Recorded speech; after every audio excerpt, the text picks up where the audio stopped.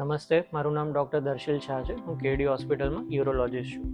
આજે આપણે વાત કરીશું યુરિનરી ઇન્કોન્ટિનન્સ એટલે કે યુરિનરી લીકેજ વિશે. યુરિનરી લીકેજ બે ટાઈપના જોવા મળે છે: સ્ટ્રેસ યુરિનરી ઇન્કોન્ટિનન્સ અને અર્જ ઇન્કોન્ટિનન્સ. સ્ટ્રેસ યુરિનરી ઇન્કોન્ટિનન્સ એટલે કે ઉધરસ અને છીંક આવવાની સાથે પેશાબનો લીકેજ થઈ અંડરગાર્મેન્ટ્સ ભીના થઈ જવા. સ્ટ્રેસ ઇન્કોન્ટિનન્સ કઈ કઈ કન્ડિશનમાં જોવા મળે છે? મેઇનલી સ્ત્રીઓમાં ચાઇલ્ડ બર્થ પછી, ગર્ભાશયના મેજર ઓપરેશન પછી અને પુરુષોમાં પ્રોસ્ટેટના ઓપરેશન પછી આ કન્ડિશન જોવા મળે છે. અર્જ ઇન્કોન્ટિનન્સ એટલે પેશાબનો કંટ્રોલ ના રહેવો, બાથરૂમ સુધી જતાં પહેલાં જ પેશાબનું લીકેજ થઈ જવું.